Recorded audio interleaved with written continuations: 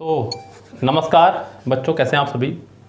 Guys, जैसा कि हम लोगों ने आपसे वादा किया था कि हम लोग आप लोगों को बहुत जल्दी अब PQRS क्लोज टेस्ट, वोकेबलरी और ग्रामर सेक्शन कराएंगे।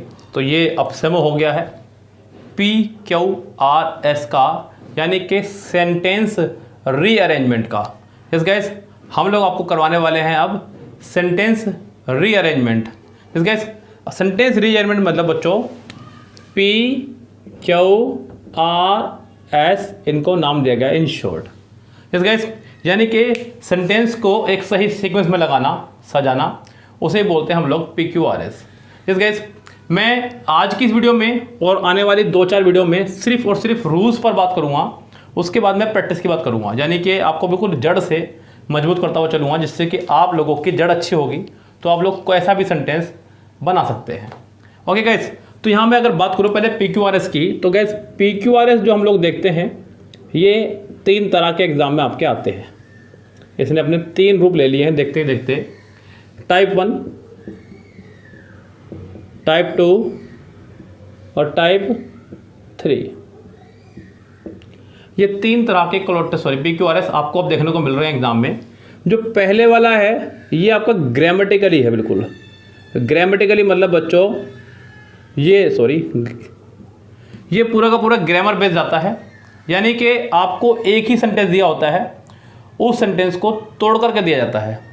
तोड़ करके मतलब बच्चों कि जैसे कि समझिएगा ध्यान से, उसका सब्जेक्ट अलग कर दिया, उसकी वर्ब अलग कर दी, उसका ऑब्जेक्ट अलग कर दिया, इन सब चीज़ों को तोड़ करके दिया जाता है। और सेंटेंस के अंदर खाली ये 3 नहीं, और भी बहुत सारी चीज़ें होती हैं जिनको अलग करके दिया जाता है सेंटेंस के अंदर। टाइप 2 क्या होता है बच्चों आपका, ये सेंटेंस टाइप होता है पूरा, यानी कि इसके अंदर बहुत सारे सेंटेंसेस दिए जाते हैं। 4 अलग अलग सेंटेंस दे दिए हैं, आपको उन्हें सीक्वेंस इन ऑर्डर में लगाना है। 4 अलग अलग सेंटेंस, जैसे कि मान लीजिए मैंने कहा कि मैं सुबह जल्दी उठता हूँ, उसके बाद सेंटर पर जाता हूँ, फिर नहाता हूँ और फिर नाश्ता करता हूँ। तो ये आपको सीक्वेंस इन ऑर्डर लगाना है कि सबसे पहले मैं सुबह जल्दी उठता हूँ, फिर नहाता हूँ, फिर नाश्ता करता हूँ और फिर सेंटर पर जाता हूँ। तो ये आपका एक सीक्वेंस इन ऑर्डर होगा, इसे बोलते हैं टाइप 2। और टाइप 3 की बात करें तो टाइप 3 आपका टाइप 1 और टाइप 2 का मिश्रण है। क्या बच्चों, आपका मिश्रण है। हालांकि आपका जो SSC स्टेनो का एग्ज़ाम है और ये आपका SSC MTS, ये 2 एग्ज़ाम आपके होने हैं। SSC MTS और SSC स्टेनो, ये जो 2 एग्ज़ाम आपके होने हैं। इन दोनों एग्ज़ाम में इतना हाई लेवल का पोर्शन नहीं रहता है ग्रामर का, लेकिन मैं फिर भी आपको दोनों तरह से लेकर चलूँगा बच्चों। क्योंकि कई बार क्या होता है कि हम लोग सोचते कुछ और है और हो जाता है कुछ और, जैसा कि पिछली बार भी हुआ रीजनिंग में आपके साथ में। इसके रीजनिंग में वही गलती हुई आपके साथ में कि आप लोग इजी सोच के चल रहे थे और वहाँ पे रीजनिंग उन्होंने हार्ड नहीं कहूँगा, लेंथ ही दे दी।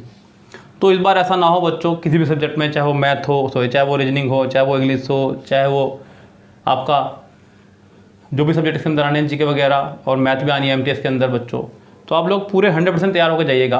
क्योंकि प्रकृति का भी यही नियम है और अपना भी यही नियम बनाइए कि 100% दीजिए और 100% लीजिए। तो मैं आपको दोनों लेवल से तैयार करता हुआ चलूँगा।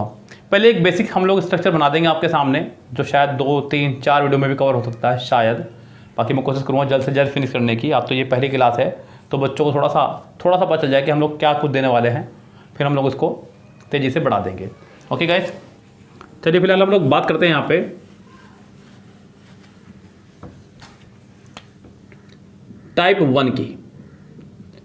टाइप 1 हमारा यानी कि ग्रामर पोर्शन पे डिपेंड होता है पूरा। ये वो PQRS हैं जहां आपका अगर अच्छी ग्रामर अंडरस्टैंडिंग है तो आप लोग इनको इजीली कर सकते हैं, और अगर आपकी अच्छी ग्रामर अंडरस्टैंडिंग नहीं है तो आप इनको नहीं कर पाएंगे। लेकिन ये होते बहुत ईजी हैं बच्चों। ये वो आए हैं जो आपको पूरे 5/5 मार्क्स दिलवा सकते हैं, जो पूरे 10 आउट ऑफ 10 दिलवा सकते हैं आपको मार्क्स। ये वो PQRS है बच्चों आपके। हालांकि पोर्शन तो आपको लग रहा है बहुत छोटा सा है, 5 नंबर का, लेकिन छोटा कुछ नहीं बच्चों, क्योंकि कहावत है एक, many a little makes a मिकिल, बूंद बूंद से घड़ा फड़ता है। तो ये वही बूंद है बच्चों। यहाँ आपको पूरा एक सेंटेंस को तोड़ करके दिया जाएगा, यानी कि एक सेंटेंस के अंदर क्या क्या आता है उस सबको तोड़ दिया जाएगा। आपको उस सेंटेंस को फिर से सही ऑर्डर में लगाना है बस। जैसे कभी आप 9, 10, 11, 12 में क्या करते थे, आपको उस सेंटेंस को बिल्कुल सही ऑर्डर में लगाना है, आपका PQRS हो जाएगा तैयार। यही काम आपको करना है, यहाँ पे कोई बड़ा काम नहीं है। अब बच्चों एक सेंटेंस कब बनता है, यस गाइस, उसको समझिएगा ध्यान से। एक सेंटेंस कब बनता है, कब कहलाता है वो सेंटेंस। बच्चों किसी भी सेंटेंस के अंदर सबसे मेन चीज जो है वो है सब्जेक्ट। क्या है? सब्जेक्ट। वैसे तो बच्चों सेंटेंस के अंदर सबसे मेन चीज जो है वो है वर्ब। दुनिया का कोई भी सेंटेंस बच्चों ध्यान देना बिना वर्ब के नहीं बन सकता। अगर कोई भी सेंटेंस बिना वर्ब के है तो वो सेंटेंस पूरी तरह से गलत है। एक बार को चाहे सब्जेक्ट ना हो चाहे ऑब्जेक्ट ना हो, लेकिन वर्ब का होना जरूरी है। जैसे कि बच्चों सबसे छोटा सेंटेंस है दुनिया का वो है गो, यानी कि यहाँ से जाइए, और ये भी अपने आप में एक वर्ब है आपकी। क्या आपकी? ये एक वर्ब है। अगर इससे बड़े सेंटेंस की बात करूँ तो ये है आपका आई गो, यानी कि मैं जाता हूँ, और ये भी आपका सब्जेक्ट प्लस वर्ब है। तो गाइस दुनिया के ये छोटे छोटे सेंटेंस हैं जो कि खुद अपने आप में वर्ब पे डिपेंड करते हैं बच्चों। यस गाइस, तो जरा ध्यान दीजिएगा।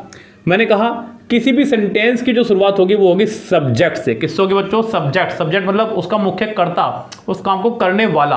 यानी कि जब कोई काम किसी के द्वारा किया जा रहा है उसे बोलते हैं सब्जेक्ट। मैंने कहा आई प्ले क्रिकेट, ये सब्जेक्ट है। रामा वॉच टीवी, ये सब्जेक्ट है। शी हेट्स मी, ये है सब्जेक्ट है यहाँ पे। तो गाइस यहाँ पे ये सब सब्जेक्ट का काम करते हैं। अब जरा ध्यान से समझ लेना, ये बात मेरी इंपॉर्टेंट बता रहा हूँ मैं आपको, बहुत ही ध्यान समझ लेना। किसी भी सेंटेंस में सब्जेक्ट की पोजीशन पर किसी भी सेंटेंस में, अगर आपको क्लियर नहीं दिख रहा होगा तो बोलता बोलता सबको डिट्टो वही बोलता हूँ जो लिख रहा हूँ मैं। किसी भी सेंटेंस में सब्जेक्ट की पोजीशन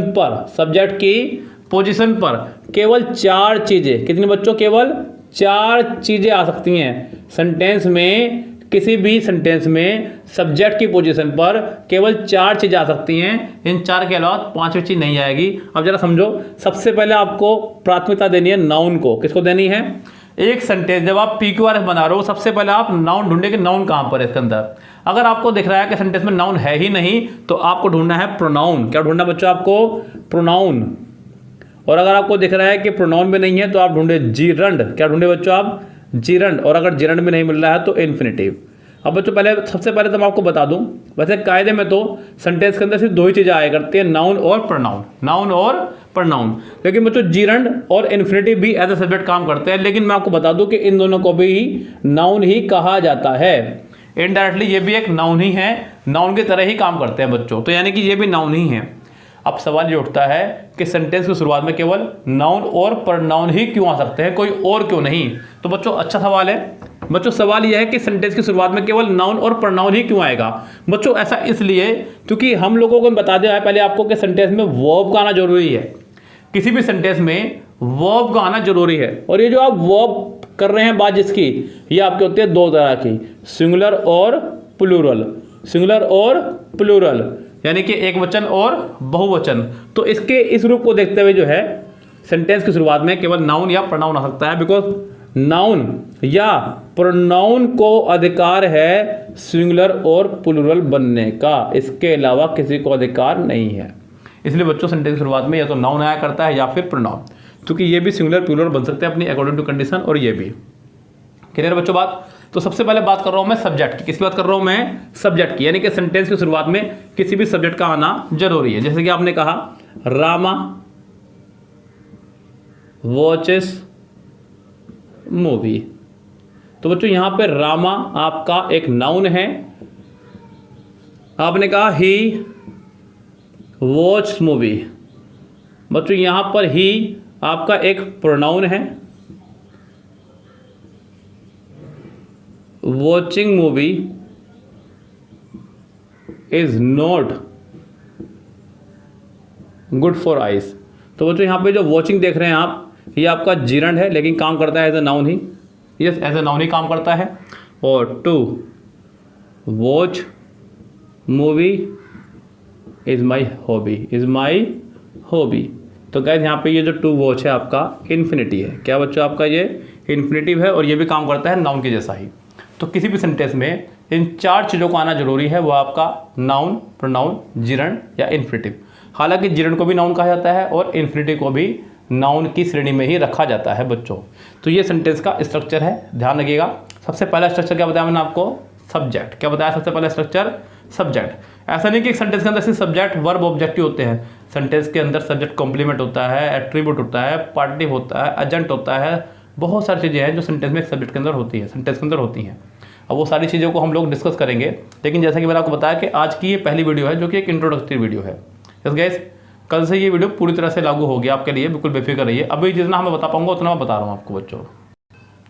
चलिए बच्चों ध्यान दीजिएगा। देखिए मैंने आपसे कहा कि किसी भी नाउन में जब आप एस या ईएस लगा देते हैं, लगा देते हैं तो वो बन जाता है सिंगुलर से प्लूरल। सिंगुलर से प्लूरल वो आपका नाउन बन जाता है। जैसे कि आपने कहा बॉय यानी कि लड़का, आपने कहा बॉयज़ यानी कि लड़के। हालांकि बच्चों खाली ऐसे या ईएस लगाने के ही नहीं, बहुत सारे रूल हैं प्लूरल बनाने के, खाली ऐसे या ईएस लगा के नहीं, और भी बहुत सारे तरह से प्लूरल बनते हैं। मतलब ये एक बेसिक रूल है। आपने कहा गर्ल तो आपने कहा गर्ल्स। इसके लिए आप हमारा नाउन चैप्टर देख लीजिएगा, पूरा नाउन अच्छे से पढ़ाया हुआ हमने, 3 टॉपिक पढ़े हुए हैं फ्री में, वहाँ से पढ़ लीजिएगा। इसके आपने कहा टेबल, आपने कहा टेबल्स। तो गैस ये है आपका है फंडा, जब भी किसी नाउन में ऐसे ऐसे लगाते हैं तो वो बन जाता है प्लूरल। लेकिन बच्चों वर्ब के साथ ये कंडीशन उल्टी है। जब बात करते हैं वर्ब की तो ये कंडीशन उल्टी हो जाती है। जब भी हम किसी वर्ब में एस या ईएस लगाते हैं तो बन जाती है सिंगुलर। क्या बन जाती है बच्चों? वो सिंगुलर। यस गैस, अब रूल ये है कि जैसा होगा सब्जेक्ट वैसी होगी वर्ब। सिंगुलर सब्जेक्ट तो सिंगुलर वर्ब, प्लूरल सब्जेक्ट तो plural verb. Singular subject singular verb, plural subject plural verb. जैसे कि आपने कहा अब बॉय, सिंगुलर सब्जेक्ट बॉय यानी कि सिंगुलर। जब आप कहेंगे बॉयज़ वो हो जाएगा प्लूरल, तो आप सिंगुलर वर्ब लगाएंगे। अब बॉयज़, अब बॉय प्लेज, अब बॉय प्लेज, लड़का खेलता है। प्लूरल लगाएंगे तो plural verb boys play, boys play. Yes guys, तो कुल मिला के बात यह है कि अगर नाउन में एस या ईएस होगा तो वर्ब में नहीं आएगा, और अगर नाउन में एस या ईएस नहीं होगा तो वर्ब में आएगा। डबल एस या ईएस एक सेंटेंस में नहीं आ सकते कि नाउन में भी आ जाए और वर्ब में भी आ जाए, ऐसा बिल्कुल भी नहीं हो सकता है गाइस। क्लियर बच्चों बात? यहाँ पे ध्यान दीजिएगा, एक बहुत ही प्यारा एग्जांपल मैं आपको देके जा रहा हूँ, और ये मेरी आज की आखिरी बात होगी, मतलब इसको मैं कल ही कंटिन्यू करूँगा। आपने कहा evil eyes go to hell, फिर अगले पल कहा आपने evil eye goes to hell. तो गैस यहाँ पे ये 2 सेंटेंस हैं, एक में मैंने प्लूरल नाउन लगाया, प्लूरल वर्ब यानी कि नाउन में ऐसे ही आया लेकिन वर्ब में नहीं आया, नाउन में नहीं आया तो वर्ब में आया। हालांकि दोनों सेंटेंस का मीनिंग एक ही है कि बुरी नज़र वाले तेरा मुंह काला। जिस गैस दोनों सेंटेंस का मीनिंग सेम है, लेकिन आप लोग तरीका देखिए, नाउन में आएगा तो वर्ब में नहीं आएगा, और नाउन में नहीं आएगा तो वर्ब में आएगा। क्लियर बच्चों बातचीत को और आगे बढ़ाते हैं सिलसिले को। और ये जो भी मैं आपको रूल दे रहा हूँ बच्चों, उनको नोट डाउन कर लीजिएगा एक नोटबुक में, एक शानदार सी नोटबुक बना लीजिएगा। देखिए मैं आपको बता दूं बच्चों, मैं डरा नहीं रहा हूँ, समझा रहा हूँ कि अगर सीईटी गलती से भी लागू हो गया तो स्टेनो वाले बच्चों का इसमें सबसे ज़्यादा नुकसान, ध्यान रखें आप लोग, सबसे ज़्यादा नुकसान इसमें स्टेनो वाले बच्चों का होगा। तो मैं नहीं चाहूँगा कि आपका इस बार नुकसान हो। आप लोग भी देख रहे होंगे पिछली बार के मुकाबले हम लोग ज़्यादा एक्टिव हो रहे हैं, आपके लिए बहुत तेज़ी से काम कर रहे हैं।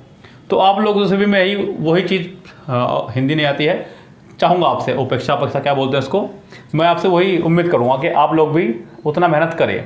इस गैस चैनल सब्सक्राइब करना है आपको, करें नहीं करना है नहीं करें, कोई टेंशन नहीं है बच्चों। आप वीडियो लाइक करना चाहे करें ना करें, लेकिन आप वीडियो देख लें बस। आप लोग रूल्स नोट डाउन कर लें, आप इतना भी कर लेंगे आपका सिलेक्शन हो जाएगा। आप मुझे मैसेज कर देंगे, मेरे लिए इतना काफ़ी होगा। आप सब्सक्राइब करें या ना करें वो आपकी मर्जी है।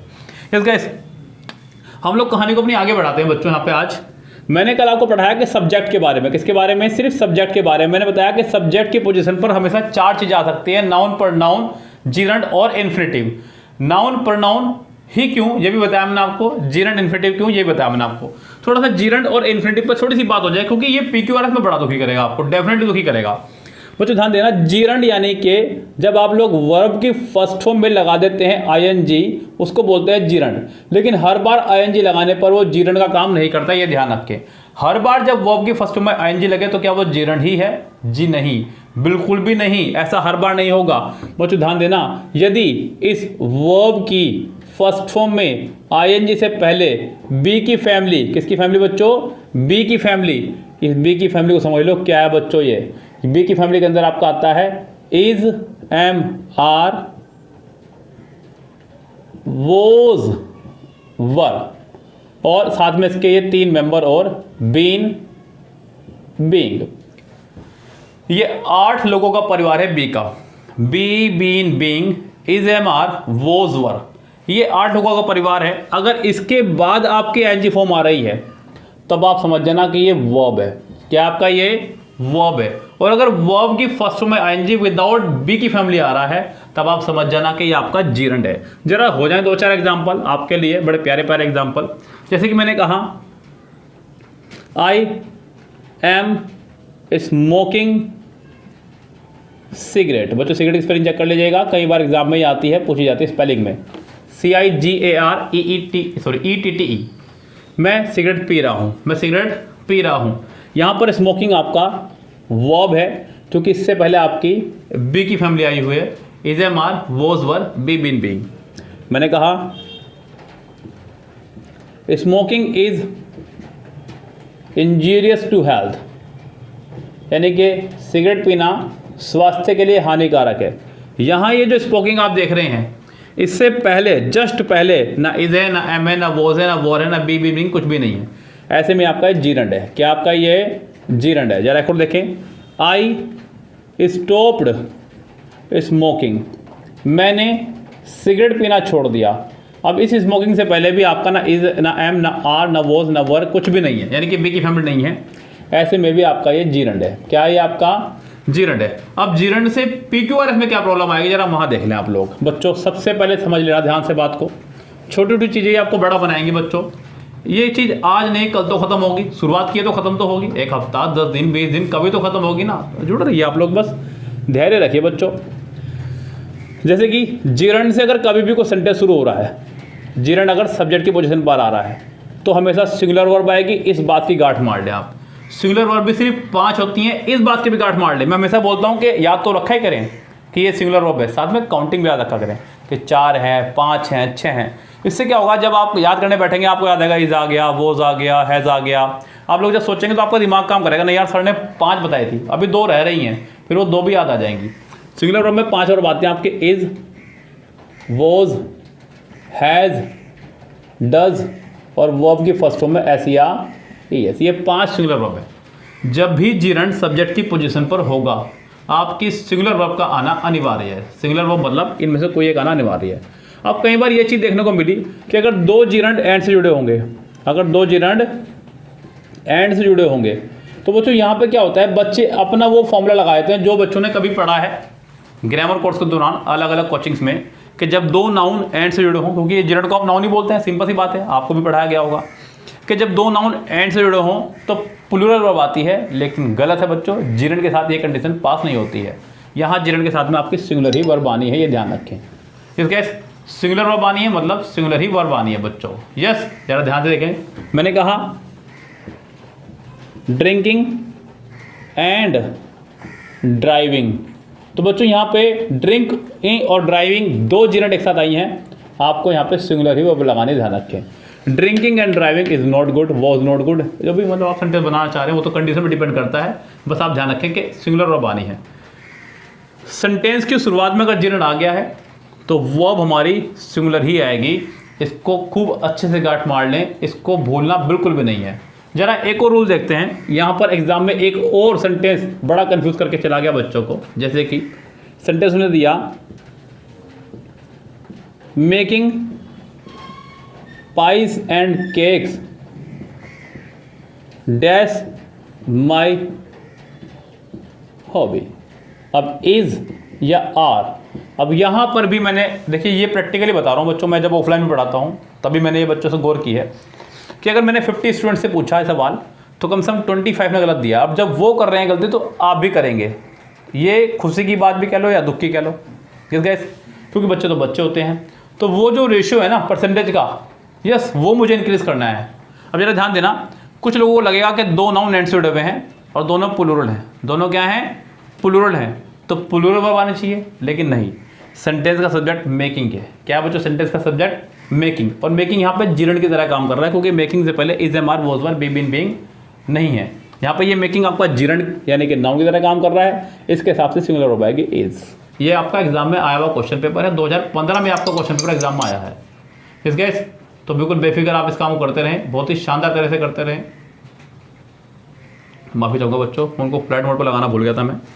तो गाइस आनी सिंगुलर वर्ब भी है, ये ध्यान रखें आप लोग। सिंगुलर वर्ब आएगी, खूब अच्छे ध्यान रखें, अगर सेंटेंस का सब्जेक्ट जिरंड है तो। यही हालात बच्चों, और एग्जाम्पल देने की ज़रूरत है मुझे, ज़रा मैं आपको कुछ एग्जाम्पल बोल रहा हूँ, आप लोग मन के जवाब दीजिएगा कि ये जिरंड है या फिर verb. Yes, I am watching TV, यहाँ पे वॉचिंग बताना आपको क्या है। Watching TV is not good for eyes, यहाँ पे वॉचिंग बताना है कि क्या है। She is calling me, she is calling me, आपको बताना है कि यहाँ पे कॉलिंग क्या है बच्चों। कॉलिंग आपका वर्ब है या जिरंड है। शी स्टॉप्ड ड्रिंकिंग, उसने शराब पीना छोड़ दिया, यहाँ ड्रिंकिंग आपका वर्ब है या जिरंड है। अगला जो मैंने पोर्शन बताया था इन्फिनिटी। क्या बताया था बच्चों? इन्फिनिटी। इन्फिनिटी मतलब बच्चों टू प्लस वर्ब की फर्स्ट फॉर्म को बोलते हैं। सब्जेक्ट की पोजीशन पर कई बार इसका भी इस्तेमाल किया जाता है, हालांकि ये भी नाउन की श्रेणी में ही आता है। To play cricket, to play cricket is not good, is not good. तो गाइज यहाँ पे आपका आ रहा है टू प्ले। क्या बच्चों? टू प्ले, जो कि आपका इन्फिनिटिव है, वर्ब हमारी सिंगुलर ही आनी है, ये ध्यान रखें। यहाँ प्लूरल वर्ब का आप इस्तेमाल नहीं कर सकते हैं। तो सेंटेंस में सब्जेक्ट के क्या हालात है मैंने आपको बता दिए। सेंटेंस में सब्जेक्ट की पोजीशन पर या तो आपका नाउन आएगा, या प्रोनाउन आएगा, या जिरंड आएगा, या इन्फिनिटिव आएगा। चारों का मैंने प्रोसीजर आपको क्लियर कर दिया है। अब अगर अगली बात की तरफ मैं बढ़ूँ तो वह है हमारा वर्ब। लेकिन वर्ब से पहले मैं एक चीज़ और क्लियर करूँगा आपकी, यहाँ पे वो बाद में चलेंगे वर्ब पे। यहाँ पर हम लोग वर्ब से पहले एक चीज़ और क्लियर करेंगे, जो कि है हमारा, अगर कभी भी ऐसा हो जाए नाउन के साथ में पार्टिटिव और एट्रीब्यूट, इन दो चीज़ों को समझें क्या है बच्चों ये। हालांकि इसके ऊपर मेरा अलग से वीडियो पड़ा हुआ है कि क्या होता है अंग्रेजी में पार्टिटिव, एट्रीब्यूट और एडजंक्ट, लेकिन यहाँ पे बच्चों ध्यान दीजिएगा, मैं इसको अलग से पढ़ा रहा हूँ क्योंकि बात चल रही है PQRS की, तो जड़ से बात निपटाऊंगा। ऐसा करेंगे मतलब कि खूब अच्छे नंबर आए बच्चों, खूब अच्छा सेशन हो आपका, ये ध्यान रखें आप लोग। तो जरा समझ लेते हैं पार्टिटिव क्या है। जैसे कि आपने कहा the principal of our school, हमारे स्कूल का प्रिंसिपल। अब यहाँ पे क्या समस्या आती है बच्चों के सामने? बच्चों को लगता है कि यहाँ पे स्कूल है तो स्कूल के हिसाब से वर्ब लगाएं, या फिर प्रिंसिपल के हिसाब से वर्ब लगाएं। तो बच्चों मैं आपको बता दूं, यही है वो आपका पार्टिटिव। यस, जिस पार्ट से सेंटेंस का सब्जेक्ट निकलता हो, सेंटेंस का सब्जेक्ट निकलता हो, उसे बोलते हैं पार्टिटिव। यहाँ बात हो रही है द प्रिंसिपल की, अध्यापक, प्रधानाचार्य की। कहाँ का? हमारे स्कूल का। तो हमारे स्कूल का प्रधानाचार्य, यानी कि the principal of our school. तो ये यहाँ से निकला है बच्चों आपका, तो आप इसके हिसाब से यहाँ वर्ब लगाने वाले हैं द प्रिंसिपल के हिसाब से। हालांकि यहाँ दोनों ही सिंगुलर हैं, स्कूल भी और प्रिंसिपल भी, तो ज़्यादा कंफ्यूजिंग वाला बात नहीं है, लेकिन वर्ब इसके हिसाब से आएगी। लेकिन अगर सेंटेंस देखें, मैंने कहा the questions of this paper. अब बच्चों यहाँ पे कुछ बच्चे पेपर के हिसाब से लगा सकते हैं वो। The questions of this paper are या इज वेरी हार्ड। अब बच्चों को लगेगा कि question of this paper is very hard, लेकिन पेपर के हिसाब से नहीं, क्वेश्चन के हिसाब से आपकी वर्ब आनी है, जो कि है प्लूरल। क्या है बच्चों? प्लूरल। इसे बोलते हैं पार्टिटिव। ये आपका पार्टिटिव है, सेंटेंस के जिस पार्ट से सेंटेंस का सब्जेक्ट निकल रहा हो उसे बोलते हैं पार्टिटिव। इसकी पहचान भी है कि यहाँ पर ऑफ लगा होगा। क्या लगा होगा बच्चों? यहाँ पर ऑफ लगा हुआ होगा, इसको ध्यान रखिए।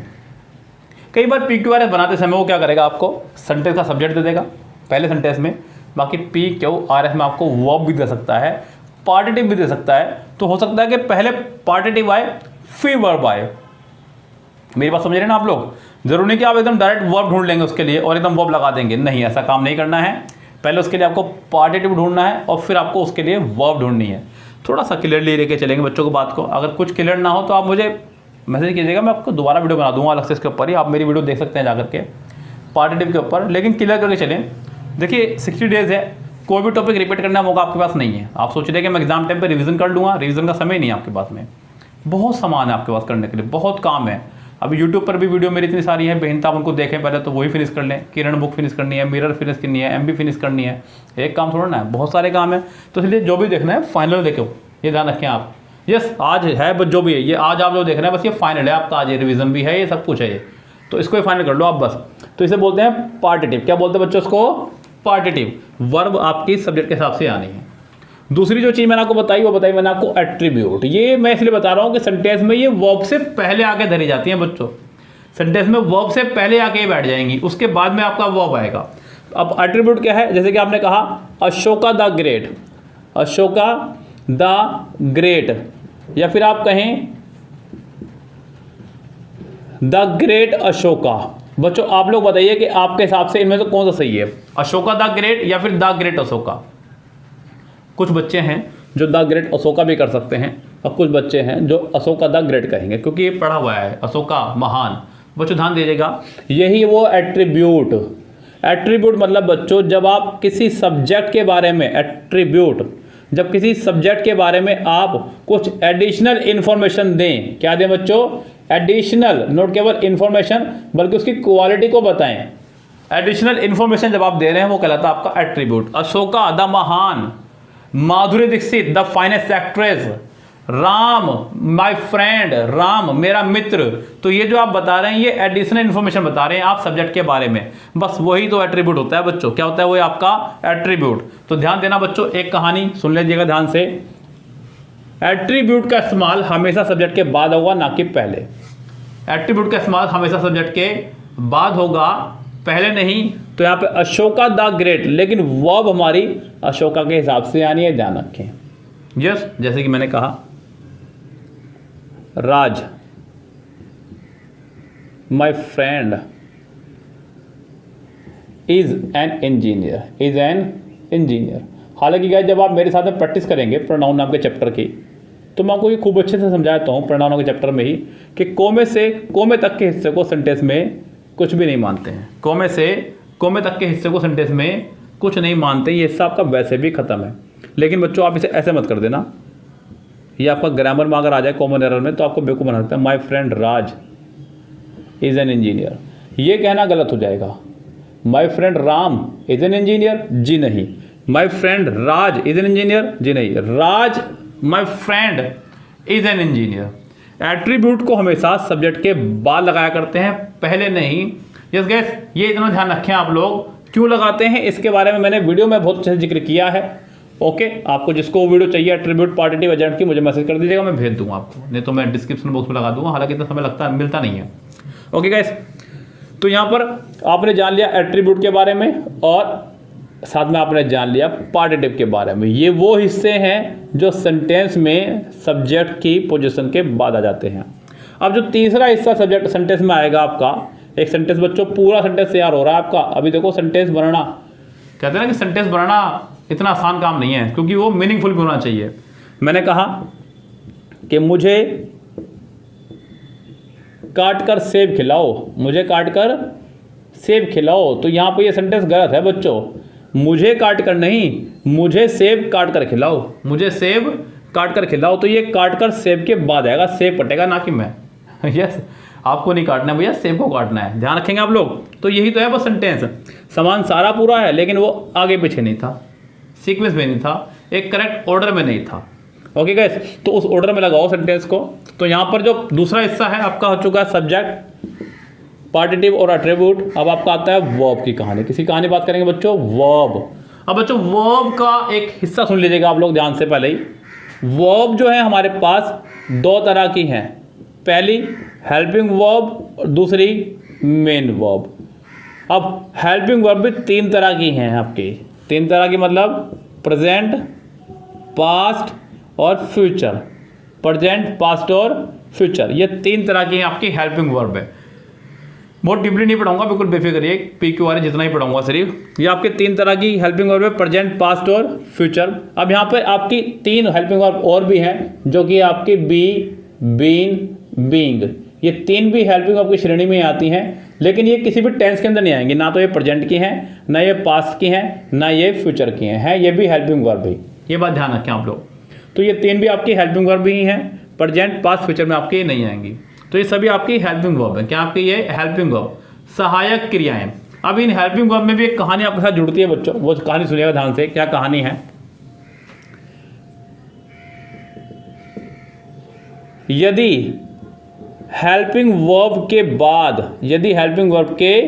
बाद मेन वर्ब ना हो तो, यदि हेल्पिंग वर्ब के बाद मेन वर्ब ना हो तो हेल्पिंग वर्ब खुद मेन वर्ब का काम करती है, मेन वर्ब का काम करती है। अगर हेल्पिंग वर्ब के बाद बच्चों मेन वर्ब नहीं है तो हेल्पिंग वर्ब ही मेन वर्ब का काम कर जाएगी।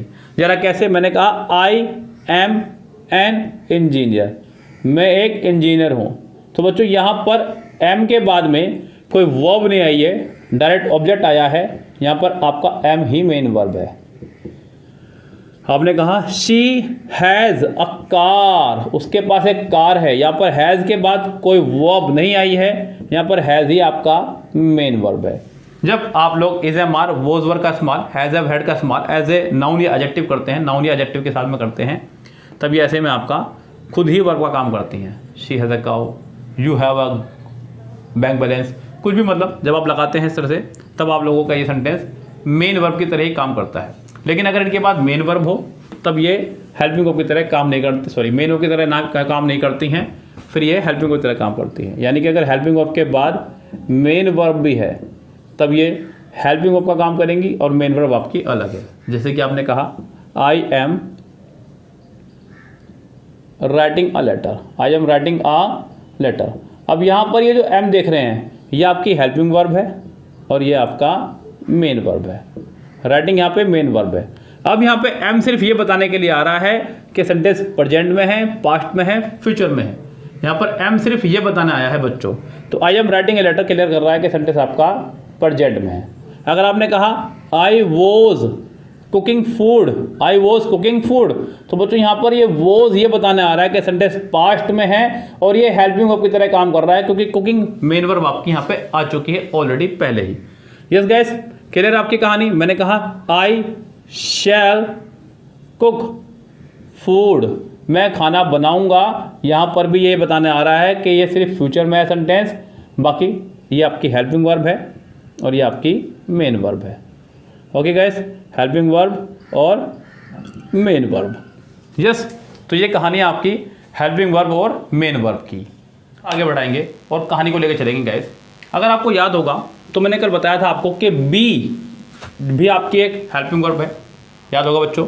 मैंने आपको बताया कि बी भी एक हेल्पिंग वर्ब है, लेकिन ये किसी भी टेंस की हेल्पिंग वर्ब नहीं है। यानी कि ना तो ये प्रेजेंट में आएगी, ना ये पास्ट में आएगी, ना ये फ्यूचर में आएगी। फिर ये कहाँ आएगी? ये सब जगह आएगी। सबसे पहली बात तो बी किसी भी टेंस की वर्ब नहीं है, लेकिन है ये हेल्पिंग वर्ब ही। दूसरी बात ध्यान रखना बच्चों कि किसी भी टेंस में मैक्सिमम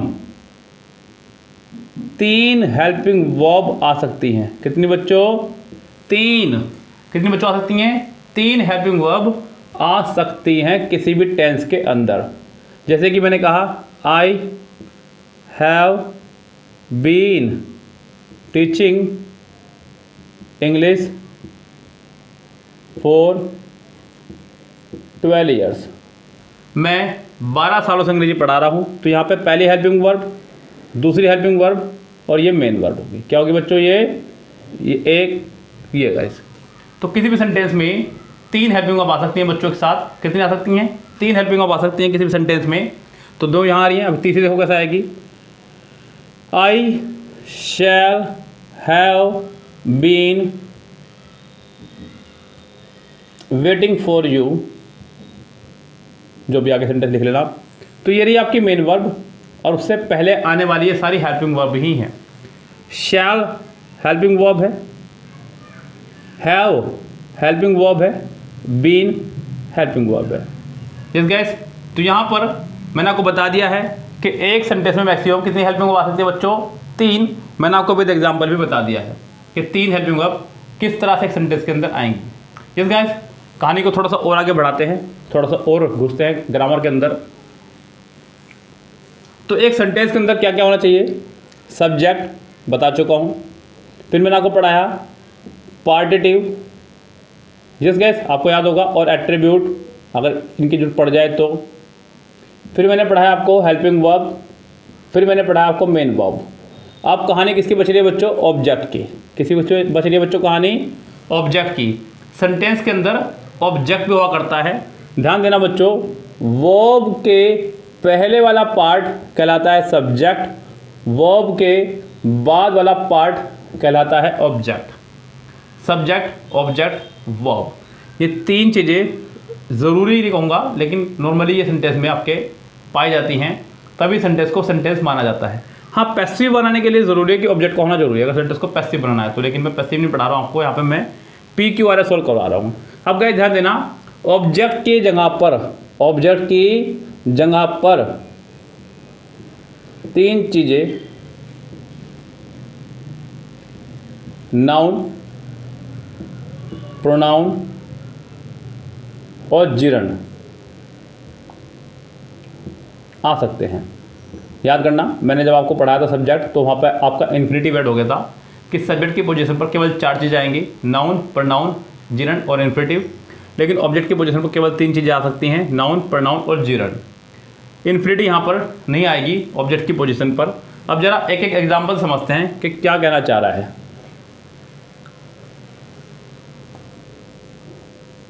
उसने कहा रामा कोल्ड सीता, तो यहाँ पे कोल्ड आपका वर्ब है, वर्ब से पहले वाला ऑब्जेक्ट है, सॉरी सब्जेक्ट है, और वर्ब के बाद वाला आपका ऑब्जेक्ट है। तो ये क्या आपका नाउन है, क्या आपका ये नाउन है, रामा कोल्ड सीता। आगे देखिएगा, रामा कोल्ड मी, वर्ब के बाद ये जो आया ऑब्जेक्ट है और ये आपका प्रोनाउन है। क्या बच्चों आपका ये प्रोनाउन है। आगे देखिएगा, शी स्टॉप्ड स्मोकिंग, उसने सिगरेट पीना छोड़ दिया। स्टॉप्ड यहाँ पे आपका वर्ब है और जो वर्ब के बाद आपका आ रहा है ये आपका ऑब्जेक्ट है और ये आपका इस समय जिरंड की फॉर्म में है। क्योंकि मैंने आपको बताया था कि वर्ब की आईएनजी से पहले अगर कोई हेल्पिंग वर्ब ना हो, यदि आईएनजी फॉर्म से पहले is am are was verb be been being ना हो तो वो दी गई आईएनजी आपकी जिरंड कहलाएगी। ये बात मैं आपको ऑलरेडी बता चुका हूँ, अपने पहले लेक्चर में मैंने बताया था आपको। तो यहाँ ये स्मोकिंग आपका जिरंड है। क्या बच्चों? जिरंड। हालांकि गाइस एक चीज़ का और ध्यान दीजिएगा, यहाँ पे बहुत अच्छी बात है जो आप समझेंगे तो अच्छा लगेगा आपको। एक आपका बच्चों होता है एडजेक्टिव, कह लेते हैं इसको, नॉर्मली इसकी लोग प्रोनाउंसिएशन एडजेक्टिव पढ़ते हैं, लेकिन एडजेक्टिव है बच्चों, डी साइलेंट रहेगा यहाँ पे। एडजेक्टिव या कॉम्प्लीमेंट देना किसी को। तो बच्चों ध्यान देना, मैंने कहा शी इज़ अ माइजर, वह कंजूस है, वह कंजूस है। तो बच्चों कंजूस कौन है? वह। यू आर इंटेलिजेंट, तुम होशियार हो, तो इंटेलिजेंट कौन है? यू, आप। Yes guys. तो जब आप इस तरह से बात कर रहे हैं, ध्यान देना, ऑब्जेक्ट की पोजीशन पर लिखा, ऑब्जेक्ट की पोजीशन पर लिखा, लेकिन सब्जेक्ट को क्वालिफाई करने वाला, सब्जेक्ट को क्वालिफाई करने वाला शब्द सब्जेक्ट कॉम्प्लीमेंट, शॉर्ट में लिखा है मैंने ऐसे ही, सब्जेक्ट कॉम्प्लीमेंट कहलाता है। क्या कहलाता है बच्चों? सब्जेक्ट कॉम्प्लीमेंट कहलाता है। तो ये जो माइजर है ये आपका सब्जेक्ट कॉम्प्लीमेंट है, क्योंकि ये भले ही ऑब्जेक्ट की पोजीशन पर है लेकिन क्वालिफाई कर रहा है जाकर के ये सब्जेक्ट को ही। किसको क्वालिफाई कर रहा है बच्चों? ये जाकर के सब्जेक्ट को ही क्वालिफाई कर रहा है बच्चों। यहाँ पे ये सब्जेक्ट को ही एट्रीब्यूट कर रहा है, अगर देखा जाए तो उसकी क्वालिटी बता रहा है सब्जेक्ट की। तो कह रहा है कि वह कंजूस है। ऐसे बहुत सारे सेंटेंस आप लोग भी बोल सकते हैं कि शी इज टॉल, वह लंबी है। तो यहाँ पे जो टॉल है ये आपका सब्जेक्ट को क्वालिफाई कर रहा है। तो दिया गया वर्ड में टॉल जो है आपका ये सब्जेक्ट कॉम्प्लीमेंट कहलाएगा। परिभाषा सुन लीजिएगा वो फिर से, कि ऑब्जेक्ट की जगह लिखा सब्जेक्ट की क्वालिटी बताने वाला शब्द सब्जेक्ट कॉम्प्लीमेंट कहलाता है। हालांकि इसके ऊपर मेरा एक अलग से वीडियो भी है, क्या होते हैं अंग्रेजी में पार्टिटिव, एट्रीब्यूट एंड सब्जेक्ट कॉम्प्लीमेंट, अलग से वीडियो मिल जाएगी, आप आराम से देख सकते हैं। और नहीं मिले तो मुझे बता देना, मैं आपको पर्सनली व्हाट्सअप कर दूँगा, मुझे मैसेज कर दीजिएगा आप लोग, या फिर मैं ग्रुप में भेज दूँगा। इंग्लिश अड्डा हमारा ग्रुप है बच्चों, और टेलीग्राम पर भी आप हमारा ग्रुप ज्वाइन कर लीजिएगा। टेलीग्राम पे जो हमारा ग्रुप है इंग्लिश अड्डा के नाम से ही है। अगर आपको सर्चिंग में नहीं मिलता है तो आप लोग जाइएगा डिस्क्रिप्शन बॉक्स में किसी वीडियो की, आपको वहाँ से मिल जाएगा उसका लिंक। चलिए बच्चों ध्यान दीजिएगा यहाँ बोर्ड पे, ज़रा आगे बढ़ते हैं कहानी को लेकर के अपनी। तो अगर देखा जाए तो यहाँ एक सेंटेंस का पूरा स्ट्रक्चर हमारे पास तैयार हो चुका है। अब जब सारा सेंटेंस हमें बनाना आ गया है तो फिर PQRS क्यों नहीं बन रहे हैं आप लोगों पर बच्चे? क्योंकि अभी भी बहुत सारी बातें ऐसी हैं जो आपकी समझ से परे हैं। अब वो समझ के परे क्यों है जरा ध्यान दीजिएगा। जैसे कि एक रूल मैं आपको बता रहा हूँ आज रिलेटिव प्रोनाउन का, हालांकि ये मैं प्रोनाउन में तो पढ़ाता ही हूँ और यहाँ पे बता रहा हूँ, क्योंकि PQRS एग्ज़ाम में आए और ये ना आए ऐसा हो ही नहीं सकता। एक PQRS इससे आपका आना ही आना है, एक PQRS यहाँ से आपका आना ही आना है। ये आपका who, home, which, what, that. बच्चों ध्यान देना, PQRS करते समय अगर आपको किसी भी पार्ट में, क्योंकि सेंटेंस में आप पार्ट में बैठा होगा, तो PQRS करते समय अगर आपको किसी भी पार्ट में इनमें से कोई भी एक दिख जाए तो सबसे पहले आपको इसे ही सोल्व करना है। ध्यान रखें बच्चों, कैसे सोल्व होगा जरा समझना। मैं आपको तरीका बता रहा हूँ, जब मैं प्रैक्टिस कराऊंगा तब भी बताऊंगा, प्रैक्टिस के दौरान बताऊंगा। फिलहाल यहाँ पर रूल समझ लीजिए क्या रूल है। सबसे पहली बात, ये जब अगर सेंटेंस में आ जाएंगे तो इनसे पहले नाउन जरूर होगा, इनसे पहले नाउन जरूर होगा और उस नाउन से पहले दा जरूर होगा, उस नाउन से पहले दा जरूर होगा। इनसे पहले कोई ना कोई नाउन जरूर होगा और उस नाउन से पहले दा जरूर होगा। ये बात ध्यान रखें खूब अच्छे से कस के। अब जरा सुनिएगा, ये दो लगाते हैं हम लोग पर्सन के लिए। किसके लिए लगाते हैं बच्चों? पर्सन के लिए। ये लगाते हैं नॉन लिविंग के लिए, यानी कि वस्तु के लिए, किसी ऑब्जेक्ट के लिए। ये बच्चों लिविंग नॉन लिविंग दोनों के लिए लगाया करते हैं हम लोग, इतना ज़्यादा इनका डिफरेंस नहीं है, इनमें लगा लेते हैं। आपको यहाँ से एरर भी नहीं देगा, एरर आपको यहाँ से देगा, यहाँ से देगा, यहाँ से देगा। ये सबसे ज़्यादा एरर आपकी यहाँ से आनी है बच्चों। इनसे पहले कोई ना कोई नाउन जरूर आएगा और उस नाउन से पहले दा जरूर आएगा, ये मैंने आपको बताया। सेंटेंस में ध्यान देना, अगर इनसे पहले कोई नाउन आ रहा है तो इस बीच कुछ और शब्द नहीं आएगा, ध्यान रखें। जैसे कि मैं एक एग्जांपल से समझाऊंगा अभी आपको। अगर इनसे पहले कोई नाउन आ रहा है तो उस नाउन और इनके बीच में कोई भी स्पेस, कोई भी वर्ड यहाँ पे नहीं होना चाहिए, ये ध्यान रखें। तो PQRS करते वक्त जरा कैसे आपको एग्जाम में देगा, मैं आपको एक रफली बता रहा हूँ, आप जरा समझिएगा ध्यान से। जैसे कि उसने कह दिया, क्वेश्चन नंबर दे दिया यहाँ पर करके, आखिरी में दे दिया उसने मैं, क्या दे दिया आखिरी में, फिर ऑप्शन दे दिए PQRS। सेंटेंस दे दिया कुछ भी, ये सेंटेंस दे दिया कुछ भी, ये सेंटेंस दे दिया उसने हु से स्टार्ट है, और ये सेंटेंस दे दिया कुछ भी। अब बच्चों आपको देखना है कि सेंटेंस ये हु आ रहा है। अब ये पक्की बात है कि इस हु के लिए कोई ना कोई नाउन होना जरूरी है। क्या होना जरूरी है? नाउन होना जरूरी है। वो भी कैसा? व्यक्तिवाचक, क्योंकि हु का इस्तेमाल हम लोग पर्सन के लिए क्या करते हैं बच्चों, हु का इस्तेमाल किसी पर्सन के लिए क्या करते हैं। अब आपको देखना है कि ये आर किसके बाद आएगा, क्या ये इसके बाद डायरेक्ट आ जाएगा, या इसके बाद आएगा, इसके बाद आएगा, या इसके बाद आएगा। अगर ये आर इसके बाद आएगा तो इसके आखिर में कोई पर्सन होना चाहिए, कोई व्यक्तिवाचक होना चाहिए। अगर ये इसके बाद आएगा तो इसके आखिर में कोई पर्सन होना चाहिए, और अगर ये इसके बाद आएगा तो इसके आखिर में कोई पर्सन होना चाहिए। और अगर नहीं है इनके पास पर्सन तो सिंपल सी बात है, पहले वाले के तुरंत बाद आ जाएगा, पहले वाले के तुरंत बाद आ जाएगा, लेकिन आएगा तुरंत बाद ही। इसके जरा समझें कि एग्जाम्पल से इसको, बहुत अच्छी कहानी है, बहुत ही शानदार। फिर मैं आपको जल्दी से जल्दी PQRS पे लेके चलूँगा बच्चों, क्योंकि मैं चाह रहा हूँ कि जल्दी से जल्दी हम लोग प्रैक्टिस पा जाएँ, क्योंकि रूल्स बहुत ज़्यादा नहीं मुझे समझाने, क्योंकि वो मैं PQRS के दौरान ही समझा दूँगा आपको। जैसे कि उसने कहा, she ate all the food in no time which her father brought for her brother, not for her। ये एक बहुत बड़ा सेंटेंस मैंने लिख दिया है। इस सेंटेंस को तोड़ करके देगा, बस वही PQRS है। उसने वो सारा खाना 2 मिनट में खा लिया, इन नो टाइम, चुटकी में खा लिया, जो उसके पापा उसके भाई के लिए लाए थे, ना कि उसके लिए। अब बच्चों यहाँ पे ये विच आ रहा है रिलेटिव प्रोनाउन जो, इसका मीनिंग क्या है बच्चों? जो। हिंदी में विच का मतलब होता है जो यानी कि खाना, जो उसके पापा उसके लिए नहीं उसके भाई के लिए लाए थे। क्या लाए थे? खाना। वो खाना जो उसने खा लिया वो उसके पापा उसके भाई के लिए लाए थे। तो ये जो आ रहा है विच, ये खाने के लिए आ रहा है। किसके लिए आ रहा है बच्चों? खाने के लिए आ रहा है। अब बच्चों यहाँ पे ये दोनों साथ होने चाहिए थे, इसके बीच में कुछ भी स्पेस नहीं होना चाहिए था। कायदे की बात तो ये है। अब बच्चों यहाँ पे मैं दा भी लगाना भूल गया, दा भी लिख लीजिएगा। कायदे में सेंटेंस ऐसा होना चाहिए था, she ate in no time, she ate in no time all the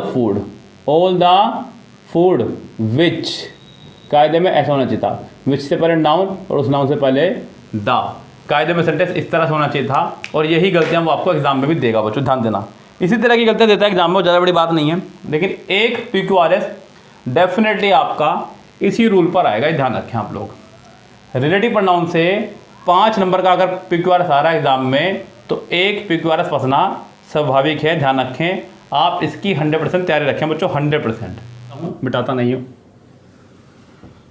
तो यहाँ बच्चों मैंने आपको बताया कल कि अगर सेंटेंस हमारा रिलेटिव प्रोनाउन से जुड़ा होगा, किससे जुड़ा होगा बच्चों? रिलेटिव प्रोनाउन से, तो हमें ये देखना होगा कि उसके पीछे कौन सा नाउन है और उसके बाद जो आने वाली वर्ब होगी वो उसके हिसाब से ही आएगी। लेकिन बच्चों यहाँ एक बात इंपॉर्टेंट और ध्यान रखना कि ये जो रिलेटिव प्रोनाउन है बच्चों, इनमें आपके 4 रिलेटिव प्रोनाउन ऐसे हैं जैसे कि हु, विच, व्हाट और दैट।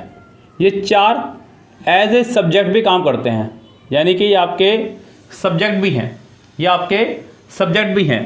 रिलेटिव प्रोनाउन तो है ही, ये सब्जेक्ट भी हैं। और उसके बाद जो आपका हुम है ये आपका ऑब्जेक्ट है। क्या बच्चों? ये आपका ऑब्जेक्ट है। तो अगर ये सब्जेक्ट हैं तो इन्हें भी अपने एक वर्ब चाहिए, ये ध्यान रखना। लेकिन बच्चों ये जो इसके बाद वर्ब आई है ये तो इसकी है, इसकी वर्ब कहाँ आएगी? आगे जाकर कहीं वर्ब आएगी। तो यानी कि ये एक और फॉर्मेशन आपके पास हो गया याद रखने के लिए। जैसे कि मैं एक एग्जांपल लिखता हूँ तभी समझते हैं इस बात को, ज़्यादा क्लियर होगा।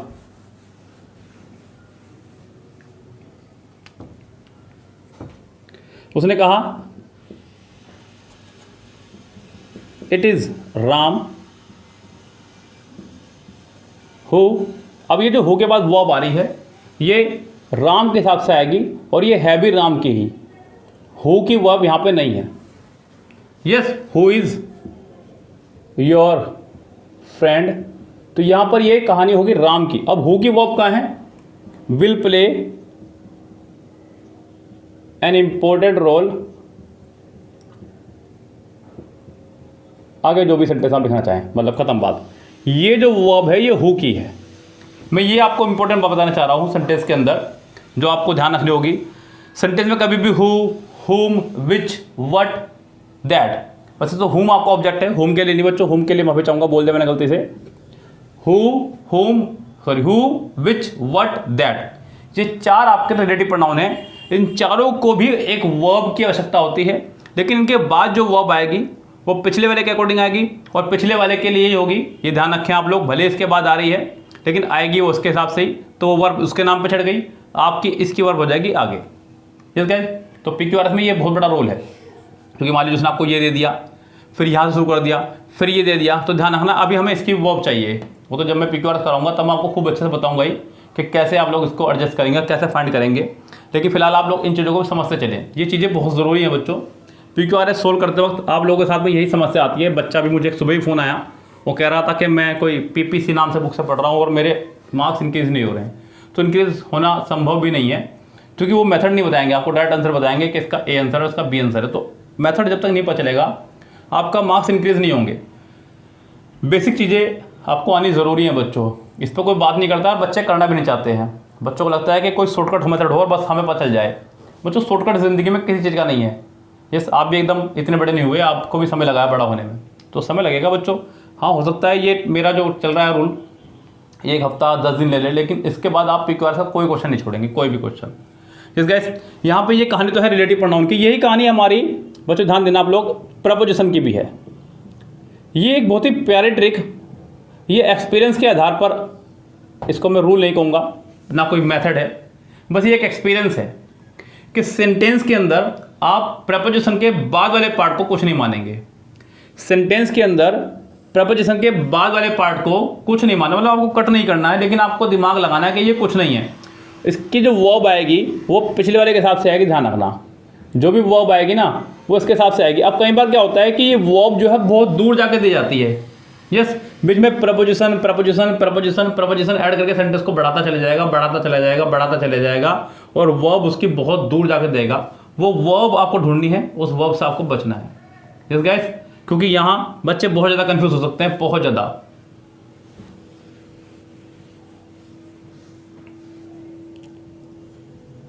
One of the boys of the class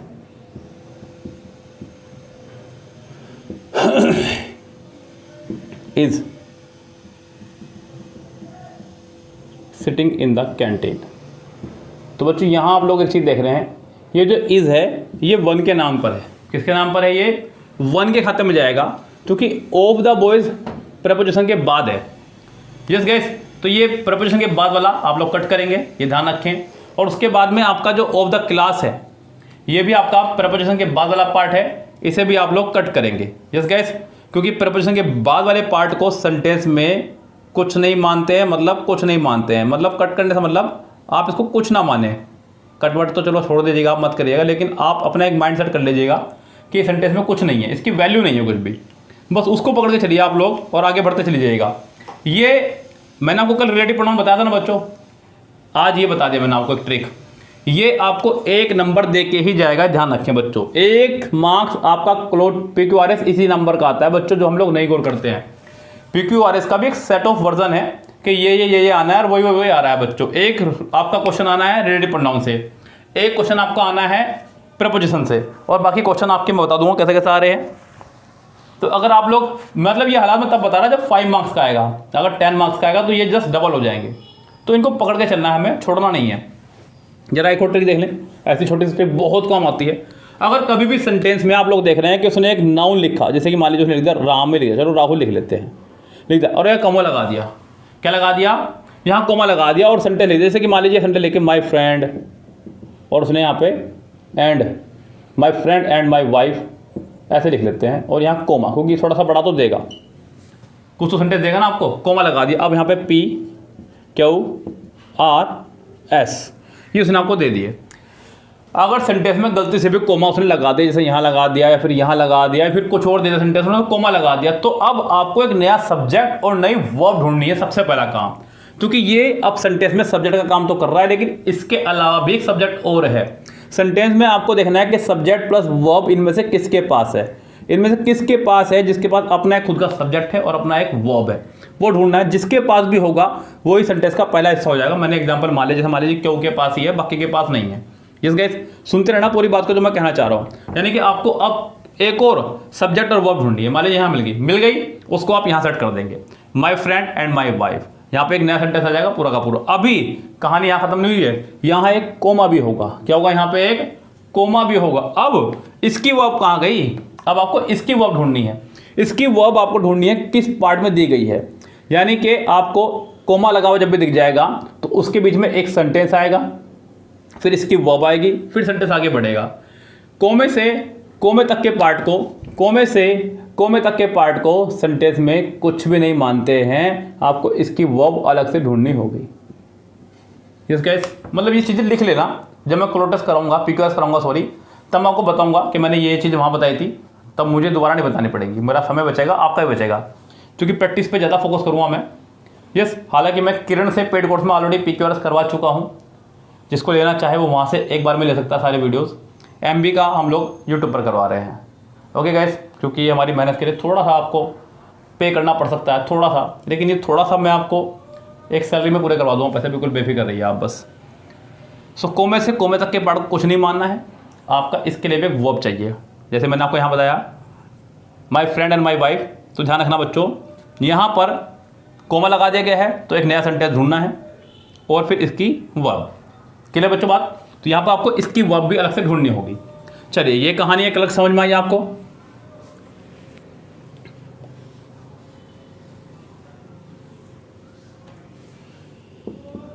ज़रा एक चीज़ और छोटी सी पकड़ते हुए चलेगा अपने साथ में, जो आपके बहुत काम आ सकती है। PQRS के अंदर ही इसका बहुत बड़ा रोल है बच्चों। यस, PQRS में आप लोग देखिए, ये बात सत्य है कि आपका पेपर ऑब्जेक्टिव होना है, आपको पता ही है। तो ऑब्जेक्टिव के अंदर जो आपके ऑप्शंस हैं वो भी बहुत बड़ा रोल प्ले करते हैं। आप उन पे भी उतना ही फोकस रखें जितना फोकस आप लोग अपना मेथड पे, ट्रिक्स पे, इन पर रखते हैं। तो जो ऑप्शंस को भी देखते हुए चले, जैसे कि मान लीजिए उसने ऑप्शन दे दिया आपको ऐसे, तो यहाँ मुझे साफ साफ पता चल रहा है कि सेंटेंस मेरा P से ही स्टार्ट हो रहा है।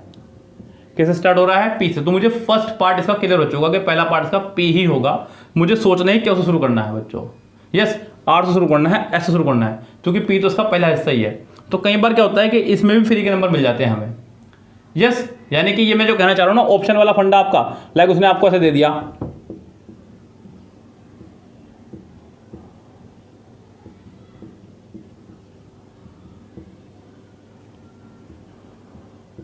तो आप देखना कि यहाँ सबके आखिरी में क्यों आ रहा है। तो ये देख लेना बच्चों, कभी भी आप लोग, अगर आपको यकीन ना हो तो आप पिछले 10 साल के सेट पेपर उठा लीजिएगा, पिछले 10 साल के सेट पेपर उठाइएगा और चेक कीजिए, खाली ऑप्शन। आज आपको कुछ नहीं करना है, खाली ऑप्शन चेक करना है। एक क्वेश्चन आपका जरूर आया होगा ऐसा, एक क्वेश्चन जरूर ऐसा आया होगा जिसमें या तो खाली पी होगा या खाली क्यों होगा, और वही आपका आंसर भी हो जाएगा बच्चों, उसी से ही आपका जो है आंसर क्लियर हो जाएगा किसी एक से भी। तो ये आपके फ्री के नंबर हैं, मतलब इन चीज़ों को हमें सीखना है बच्चों, अपने अंदर जहन में उतारना है। देखिए टॉपर्स या जो टॉपर्स होते हैं बच्चे, ये कोई पैदा नहीं होते, इनको बनाया जाता है बच्चों। आप और हम ही मिलकर बनाएंगे, ध्यान रखें, मेहनत आपकी होगी और हमारी, और फिर टॉपर बनेंगे यहीं से गारंटेड बच्चे। एक चीज़ और बड़ी प्यारी दे देता है कई बार कि सबके ऑप्शन जो है अलग अलग दे दिए,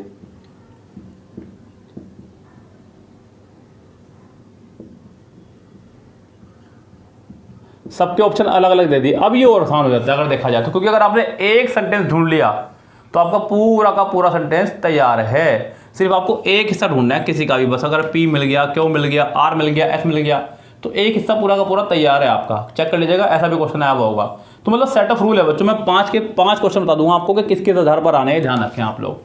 मैं आपको लिख के बता दूंगा कि एक क्वेश्चन हिस्सा आएगा, एक क्वेश्चन हिस्सा आएगा, एक क्वेश्चन हिस्सा आएगा, एक क्वेश्चन हिस्सा आएगा, एक क्वेश्चन हिस्सा आएगा, पूरे 5 क्वेश्चन का पूरा बता दूंगा आपका, उसी बेस पे क्वेश्चन मिलेंगे, बिल्कुल बेफिक्र रहिए। तो आप लोग चेक कर लीजिएगा, अगर आपको चेक करने जब मैं पढ़ाना शुरू करूँगा तब आप देखिएगा। फिलहाल तो हम लोग रूल्स आपको बता रहे हैं, ट्रिक्स आपको बता रहे हैं। अब आपको ऑप्शन से कैसे मारना है देकर के ये मैंने बता दिया आपको, बाकी ऑप्शन से हम भी जब कराएंगे जब देखना आप लोग कैसे करते हैं। अब बच्चों आपको जो नेक्स्ट वर्क है, जो आज का एक और मोटा वर्क आपको करना है इस वीडियो के माध्यम से, वो है आपका पेयर्ड कंजक्शन। इनको पकड़ लो बच्चों बस आप। आज के इस लेक्चर में मैं आपको कुछ पेयर्ड कंजक्शन बता रहा हूँ और कुछ नहीं बता रहा हूँ, तो वो आप खुद से ढूंढ लीजिएगा। सारी पेड़ जैसा नहीं कि मैंने जो बता दी बस वही, उसके अलावा नहीं। मतलब मैं आपको बता रहा हूँ कि ये एक तरीका है। जैसे कि मान लीजिए आपको बता दिया कि नेदर के साथ हमेशा नोट चलता है, नेदर के साथ हमेशा नोट चलता है। अब मान लीजिए किसी पी सेंटेंस में बीच में नेदर आ गया, तो अब आप नोट ढूंढोगे, नोट कहाँ पर है, क्यों में है, एस में है, आर में है, कहाँ पर है नोट, अब इसके बाद वही आना है, ये कन्फर्म है। जैसे कि नोट ओनली के साथ हमेशा बट ऑल्सो चलता है, तो अगर आपको कहीं पे भी नोट ओनली दे दिया गया है तो अब आप बट ऑल्सो ढूंढेंगे, बट ऑल्सो कहाँ पर है। मतलब ये चीज़ें आपको ढूंढनी होंगी, क्लियर करनी होंगी, तो ही जाकर के आप बच्चों पकड़ पाएंगे चीज़ों को। यस, अगर ऑप्शन आपको दे दिया हार्डली, स्कार्सली, रेयरली, बेयरली, आपको ढूंढना है वैन। क्या ढूंढना है बच्चों आपको? वैन। मतलब ये कुछ मैं आपको परफॉर्म में दे रहा हूँ। अब आप paired conjunction, compound conjunction, YouTube पे गूगल पे जाइए, सर्च मारिए और सारे लिख लो एक साथ। यूट्यूब से बजाय तो गूगल पे सर्च कर लेना, क्योंकि यूट्यूब पर पूरी वीडियो आ जाएगी, फिर वो बकवास करेंगे अपनी। फिलहाल आप मेरे मेथड से करते रहो, अभी कुछ ना छेड़ो बच्चों। आप जो बच्चे मुझसे PQRS पढ़ रहे हो फिलहाल मुझसे ही पढ़ते रहें, बस मुश्किल से आप संडे तक का मुझे टाइम दीजिए खाली। ये मैं खत्म कर चुका हूँ, संडे तक बहुत ही कम रह गया है। यस, संडे तक का टाइम दीजिए, मंडे में मैं आपको प्रैक्टिस कराऊंगा, फिर आप देखिएगा इंप्रूवमेंट कितना आ रहा है। और वो 5 तरीके बताऊंगा कि 5 क्वेश्चन कौन कौन से हैं, बिल्कुल बेफिक्र रहिए। तो बच्चों जैसे कि और भी बहुत सारे हैं, जैसे कि उसने कहा था नो सूनर, तो आपको ये पक्का है कि भैया देन आएगा। क्या आएगा? देन आएगा। सो कह दिया है तो एज आएगा, एज कह दिया है तो एज आएगा, सो एज। तो बच्चों ये पेयर्ड कंजक्शन है, ये साथ चलती हैं, जन्म जन्म का साथ है निभाने को। यस गाइस, तो इनका पूरा साथ चलता है, सिस्टम चलता है, जैसे चलता आ रहा है वैसे चलता रहेगा, आपकी वैसे ही अपना सिस्टम चेंज नहीं करेंगे। क्लियर बच्चों बात? तो बात आप समझते रहेगा। पेयर्ड कंजक्शन में और भी बहुत सारी आपकी कंजक्शन है ऐसी जो साथ चलती हैं, जैसे कि both and, between and. Yes guys, तो मतलब ये पेयर्ड कंजक्शन का पूरा फंडा आप लोग याद रखें अपने साथ में, मैंने बता दिया है। अब आपका काम है, आप में से कितने बच्चे करते हैं, देखिए जो करेगा वो भरेगा एग्जाम में कॉपियाँ।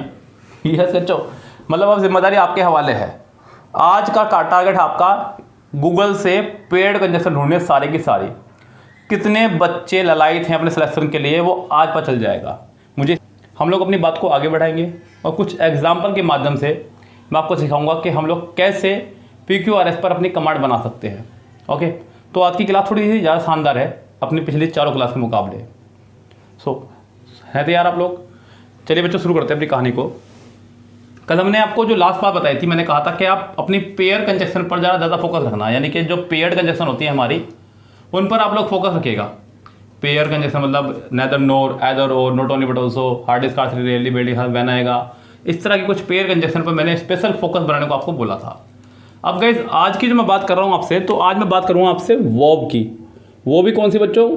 के हेल्पिंग वर्ब के बाद कुछ फिक्स्ड मेन वर्ब आया करती है, उसको पकड़ना है आपको।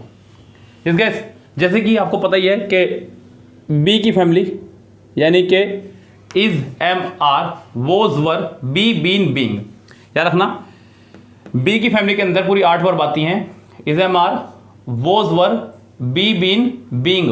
तो इसके साथ आपकी या तो आएगी आईएनजी फॉर्म या फिर आनी है वर्ब की थर्ड फॉर्म, या तो आईएनजी फॉर्म या फिर थर्ड फॉर्म। सो बी की फैमिली के साथ में आपकी हमेशा या तो आईएनजी फॉर्म आएगी या फिर थर्ड फॉर्म। आईएनजी फॉर्म आएगी तो समझ जाना कि सेंटेंस आपका एक्टिव में चल रहा है, और अगर थर्ड फॉर्म आ रही है तो समझ जाना कि सेंटेंस आपका पैसिव में चल रहा है।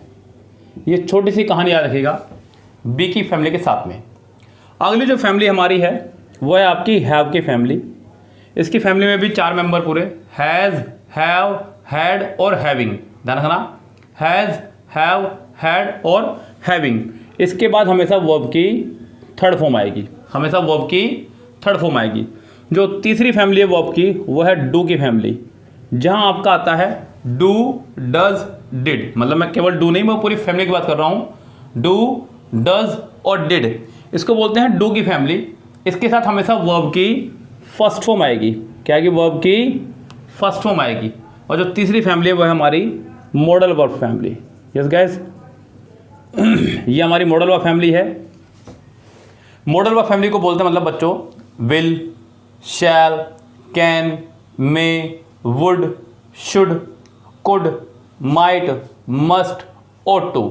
ये 10 पूरी की पूरी मॉडल वर्ब कहलाती हैं। इनके बाद भी हमेशा वर्ब की फर्स्ट फॉर्म आया करती है। ये कहानी याद रखेंगे आप लोग, मतलब आज के कुछ पॉइंट्स है ये वर्ब से जुड़े हुए। सो बी की फैमिली साथ में या तो एनजी फॉर्म या थर्ड फॉर्म, हैव की फैमिली साथ में हमेशा थर्ड फॉर्म, डू की फैमिली साथ में हमेशा फर्स्ट फॉर्म, और मॉडल वर्ब के साथ फर्स्ट फॉर्म। हालांकि मैंने यहाँ सिर्फ बी लिखा है, आप पूरी फैमिली लिखेंगे। Is, am, are, was, were, be, been, being, has, have, had, having, do, does, did, will, shall, can, may, would, should, could, might, must, ought to। Okay guys, अभी कुछ और छोटी छोटी सी बातें याद रखेंगे, जैसे कि ऑफ के बाद अगर कभी नाउन आएगा, ऑफ के बाद अगर कभी बच्चों नाउन आएगा तो वो प्लूरल होना चाहिए। अगर वो प्लूरल बन सकता है तो ऑफ के बाद आने वाला नाउन अगर प्लूरल बन सकता है तो आप उसे प्लूरल ही रखेंगे, ध्यान रखें। ओके गाइस, सबसे बड़ी बात ध्यान रखेंगे, टू के बाद वर्ब की फर्स्ट फॉर्म आया करती है 99% केसेस में, बट 1% केसेस में टू के बाद में जीरंड भी दिया जाता है। वो गिने चुने केसेस हैं कुछ, जैसे कि इससे पहले आपका टू से पहले मान लीजिए उसने आपको दे दिया इज, एम, आर, वोज, वर, साथ में दे दे यूज टू, तो अब इस टू के बाद में जीरंड आएगा। क्या आएगा इस टू के साथ में? Gerund. Is, am, are, was, were plus use to plus gerund, तो टू के साथ में क्या आ रहा है? जीरंड आएगा। अगर उसने आपको कह दिया accustom to,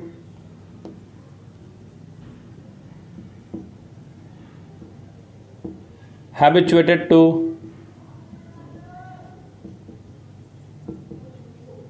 with a view to, ये कुछ हैं गिने चुने बच्चों जिनके बाद हमारा क्या आना है? जीरंड आना है। मतलब इनके बाद आना ही जीरंड है, फिक्स है ये कि इनके साथ जीरंड आया करता है बच्चों। ओके, वैसे तो टू के बाद फर्स्ट फॉर्म आया करती है, लेकिन इनके बाद जीरंड आएगा, क्योंकि मैंने आपको बताया है कि ये कुछ स्पेशल केसेस हैं। और बच्चों जीरंड बोलते हैं वर्ब की फर्स्ट फॉर्म में आईएनजी को, ये भी मत भूलिएगा आप लोग। कई बार बच्चे अभी भी पूछ रहे हैं, अभी तो बच्चे उठे नहीं है सो करके, अभी तो बच्चे पूछ रहे हैं सर एग्ज़ाम कब से है। सुनो, यस गाइस, तो मतलब बच्चों के सवाल देखें आप लोग, मतलब अभी तक बच्चे उठे नहीं हैं तो तैयारी कब करेंगे, एग्ज़ाम कब से, उनको ये नहीं पता है। चलिए फिलहाल बच्चों, अभी बच्चों और देखिएगा इसी तरह के कुछ पॉइंट्स। 4 के बाद हमेशा नाउन आता है। अगर 4 के बाद कभी वर्ब लगानी पड़ भी जाए तो वो हमेशा आईएनजी फॉर्म में आएगी। किस में आएगी बच्चों? आईएनजी फॉर्म में, 4 के बाद में। अगर कभी कोई सेंटेंस प्रपोजिशन शुरू हो जाए तो मैंने आपको बताया था कि इसको कुछ नहीं मानना है, आपको इसे कट करते हुए आपको एक नया सब्जेक्ट, नई वर्ब ढूंढ करके सेंटेंस को बनाना है। यानी कि इसकी कोई वैल्यू नहीं होगी सेंटेंस में। अगर पहला सेंटेंस उसने प्रपोजिशन दे दिया तो फिर आके पी क्यू आर एस दे दिए, तो उन पी क्यू आर में से आर एस में से आपको वो सेंटेंस ढूंढना है जिसके पास सब्जेक्ट भी हो और अपनी खुद की एक वर्ब भी हो। आज मैं कुछ इसी तरह के एग्जाम्पल्स आपको देने वाला हूँ बच्चों, जो मैंने अब तक पढ़ा आपको। फिर मैं और रूल्स आपको बताऊंगा कल और परसों 2 दिन बस, और फिर उसके बाद हमारी कहानी ये खत्म हो जाएगी। जरा एक सेंटेंस मेरे सामने उसको देखते हैं हम लोग क्या कह रहा है। मैं सेंटेंस लिख लूँ, चलिए गाइस आपके सामने एक सेंटेंस है, कह रहा है कि आफ्टर द चिपको मूवमेंट, ये एक आंदोलन था बच्चों, आपको पता होगा चिपको आंदोलन, जिसमें लोग पेड़ से चिपक गए थे और उन्होंने पेड़ों को नहीं काटने दिया था। That peasants and tribals in the responsible management it was demonstrated had a greater stake or of nature than did, जो भी था कि मतलब मैंने इसको खत्म किया क्योंकि मुझे इसकी जरूरत भी नहीं थी। अब गाइज मुझे दिख रहा है कि जो पहला सेंटेंस है, जहाँ से सेंटेंस शुरू करा उसने, ये शुरू उसने प्रपोजिशन से किया है। अब गाइज इस वाले पार्ट को तो मैं कुछ नहीं मानने वाला हूँ, ये बात पक्की है, मतलब ये पहला हिस्से पर रहेगा, ये मजबूरी है क्योंकि नंबर 1 लिखा है इस पर। लेकिन मुझे अभी भी वो सेंटेंस ढूंढना है इन चारों में से जिसके पास सब्जेक्ट होगी और जिसके पास वर्ब होगी, क्योंकि बच्चों आप खुद सोचो, इतना बड़ा सेंटेंस बिना सब्जेक्ट के बिना वर्ब के कैसे बन सकता है? नहीं बन सकता है। अगर मैं सेंटेंस को दैट से स्टार्ट करता हूँ तो दैट एज ए कंजक्शन काम करता है, इसका मतलब उससे पहले वाले पार्ट में वर्ब होनी चाहिए थी, जो कि यहाँ पे नहीं है। सेंटेंस दैट से स्टार्ट नहीं हो सकता है। सेंटेंस को अगर मैं फिर प्रीपोजिशन से स्टार्ट करता हूँ तो अभी तक भी सेंटेंस में सब्जेक्ट नहीं आया है, तो ये भी सेंटेंस की शुरुआत नहीं हो सकती है। सेंटेंस इट से स्टार्ट हुआ है, सब्जेक्ट का काम करता है, हेल्पिंग वर्ब आई है, मेन वर्ब आई है, ये सेंटेंस का शुरुआत हो सकती है बहुत अच्छी वाली। और उसके बाद में गाइज हमारे पास में है एक और sentence, had a great stake. So after the Chipko movement it was demonstrated that, R के बाद क्यों आपका आ सकता है, आर के बाद P, sorry, it was demonstrated that, आप देख रहे हैं ना, it was demonstrated that peasants and tribals had, यानी कि फिर आपका एस आएगा, तो गैस यहाँ पे आपका आंसर हो जाएगा RPSQ, RPS, और उसके बाद जो भी आपका आए। यस गैस, सबसे पहले हमने सेंटेंस में क्या ढूंढा? सबसे पहले हमने सेंटेंस में ढूंढा सब्जेक्ट। यस गैस, क्योंकि सेंटेंस स्टार्ट हुआ था हमारा प्रपोजिशन से, इस वाले पार्ट में ना तो सब्जेक्ट था ना ही वर्ब था। ऐसा ही कुछ आपको भी एग्जाम में करना है अगर सेंटेंस इस तरह के आ जाए तो। यस गैस, मतलब तरीका सीखिए आप लोग, क्योंकि कितने PQRS रटेंगे आप लोग, तरीका समझ जाएंगे ना तो फिर आपको PQRS रटने की कोई ज़रूरत ही नहीं पड़ेगी। सही बात तो ये है। एक और सेंटेंस देखते हैं कुछ इसी तरह का जो एग्जाम में आया हुआ है, बहुत शानदार सेंटेंस है, बुक में है बच्चों सबके सब सेंटेंस ये, तो इसमें मेरा कोई रोल नहीं है। एग्जाम सेंटेंस नंबर अगला है, कह रहा है कि the multi sourcing of PQRS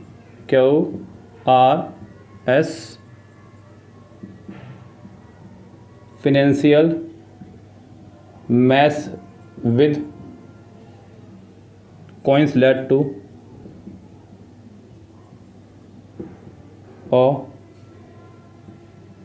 using their own mix of different mints, और 6 सेंटेंस है, मेटल्स एंड एलॉयज। अब बच्चों ध्यान देना आप लोग, बड़ा प्यारा एक रुतबा से दिया आपको सेंटेंस में, इस पे ध्यान देना बस आप लोग। अगर आप लोग कर सकते हैं तो कर लीजिएगा, मैं आपके सामने ऑप्शन लिख रहा हूँ।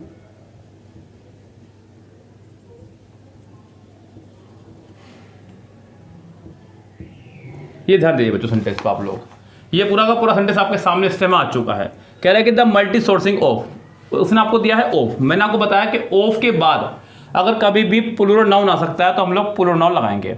तो गैस ऑफ के बाद फाइनेंशियल मैस, ये प्लूरल नाउन नहीं है।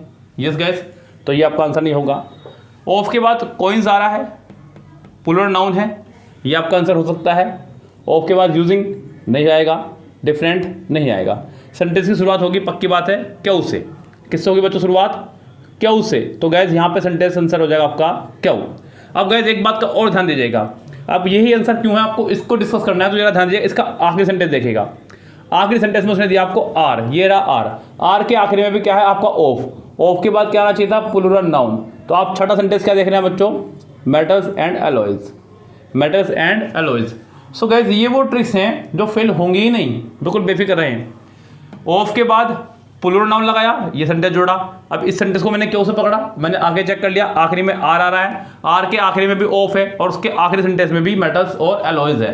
तो ऑफ के बाद अगर प्लूरल नाउन बन सकता है तो हम लोग प्लूरल नाउन लगाएंगे, इसको नहीं रोका जा सकता, ये ध्यान रखें बच्चों, क्योंकि ये एक सार्वभौमिक सत्य है, प्रैक्टिस से चीज़ें आई हैं, आपके एक्सपीरियंस से चीज़ें सामने आई हैं, कोई रूल नहीं है, कोई ये फैक्ट्स नहीं है, बस ये एक्सपीरियंस के आधार पर बनाए हुए ट्रिक्स हैं कुछ, जिनको मैं आपको दे रहा हूँ, आप लोग इनको गेन कीजिए और सेंटेंस बनाने शुरू कीजिएगा।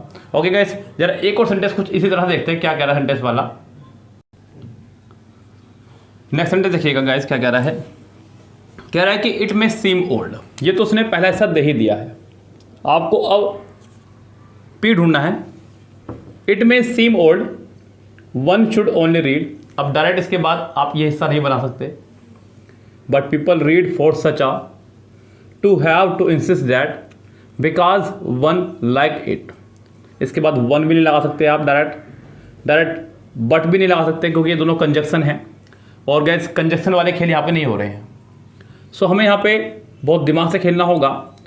इट मे सीम ओल्ड यानी कि ओल्ड लग सकता है, to have to insist that, यहाँ मैं चारों तरफ निगाह रख रहा हूँ अपनी, आप भी रखें, सवाल पर भी, ऑप्शन पर भी, आगे दिए गए सेंटेंस पे भी। जैसे कि मुझे यहाँ दिखाई दी गया ए, अब मुझे ए के बाद क्या लगा सकता हूँ, but people read for such a one, और वन एक साथ नहीं आ सकते, क्योंकि अ का मतलब भी वन और वन का मतलब भी वन। अ के बाद टू नहीं आ सकता, बिकॉज आर्टिकल और प्रीपोजिशन एक साथ नहीं आएंगे।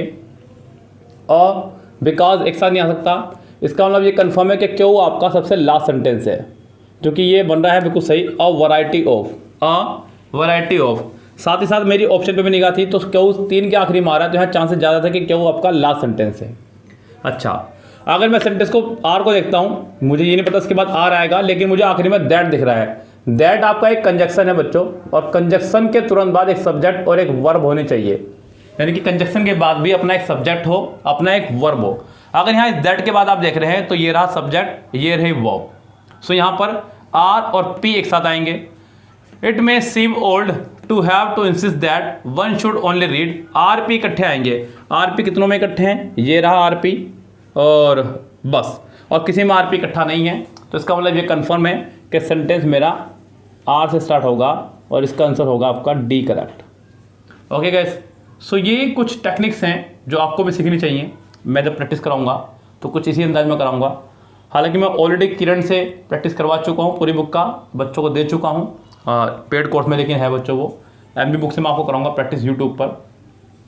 हालांकि अगर आप लोग किरण बुक के PQRS बाय करना चाहें तो आप ओनली 75 रुपीज़ में केवल किरण बुक के PQRS बाय कर सकते हैं, प्रैक्टिस ओनली। रूल्स आपको मैं यहाँ करा रहा हूँ, वहाँ पे मैं प्रैक्टिस कराता हूँ इसी अंदाज में।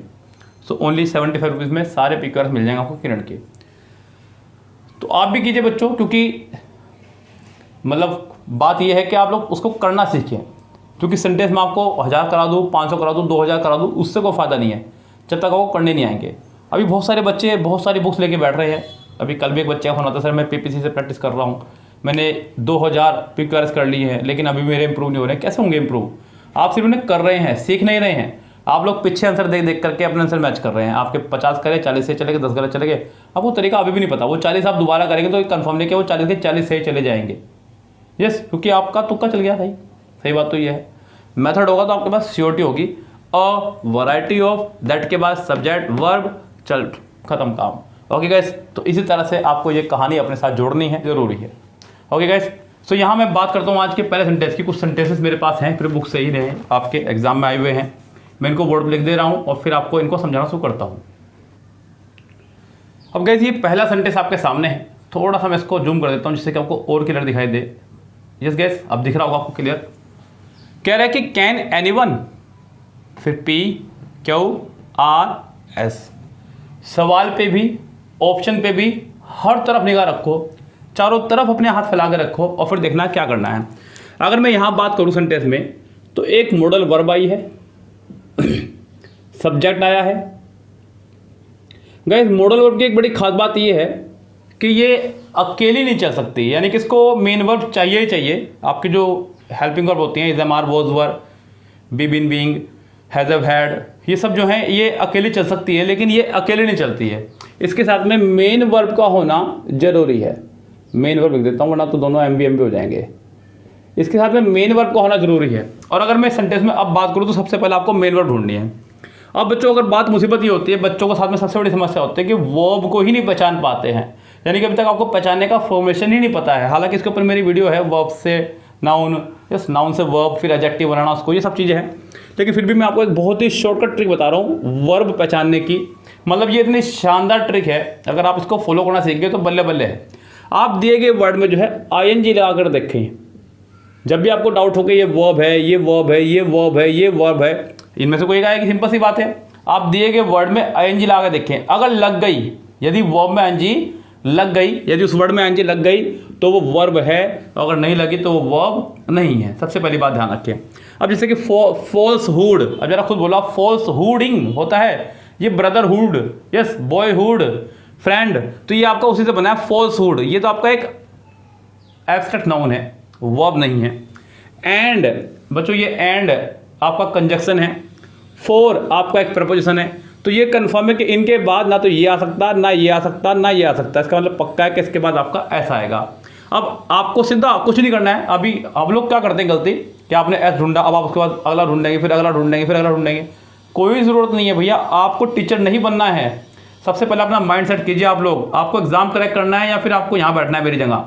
आपको मेरी जगह नहीं बैठना है, आपको एग्जाम करेक्ट करना है। आपको मैं कहीं और बैठाने वाला हूँ, बिल्कुल बेफिक्र रहिए। आप बस सिर्फ उतना फोकस करिए ना आपका लायक है, बस उतना ध्यान देना है। इसके बाद आपका ऐसा आएगा, यानी कि पहला सेंटेंस जो है ऐसे। अब आप सीधा यहाँ आ जाओ कि एस कितनों में है, कितने सेंटेंस ऐसे हैं, कितने ऑप्शन ऐसे हैं जिनमें एस से शुरुआत हो रही है, वो हो रही है इससे। आपको कोई मतलब नहीं है आगे वाले पार्ट से, कोई सेंटेंस की फॉर्मेशन से, ना मीनिंग निकालने से, कुछ नहीं मतलब है। इसके बाद आपका एस आएगा, क्योंकि वर्ब आनी चाहिए थी। वर्ब आपकी एस के पास है और कहीं वर्ब है नहीं। आपका आंसर एस से स्टार्ट होगा। भैया मैं वर्ब बोल रहा हूँ, लेकिन वर्ब बोलते नहीं, बोलते वर्ब हैं, लेकिन मुझे यहाँ बोलने के लिए बोलना पड़ रहा है, इससे कि मेरी आवाज़ आप तक किधर पहुँचे। तो गाइस वर्ब हमारा एस के पास है, सप्रेस, तो यहाँ पर सेंटेंस स्टार्ट होगा आपका सी ऑप्शन हो जाएगा, एस से स्टार्ट। क्लियर है बच्चों बात? ये था पहला सेंटेंस जो इस फॉर्मेशन में मैंने बनाया।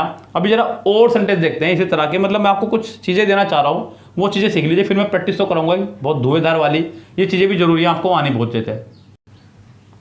सो गाइस, कल मैंने आपको एक कहानी सुनाई थी। मैंने कहा था कि ऑप्शन पे भी निगाह रखना, जैसे कि यहाँ ऑप्शन या तो आर से या एस से या पी से या आर से, यानी कि सभी अलग अलग से स्टार्ट हो रहे हैं लगभग। अगर आपको यहाँ पे पहला ऑप्शन मिल जाए तो आपका काम हो जाएगा।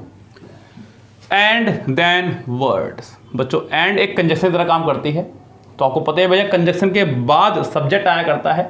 तो यहाँ पर सेंटेंस में सिर्फ और सिर्फ सब्जेक्ट आया है, यहाँ भी आपके पास में वर्ब गायब है।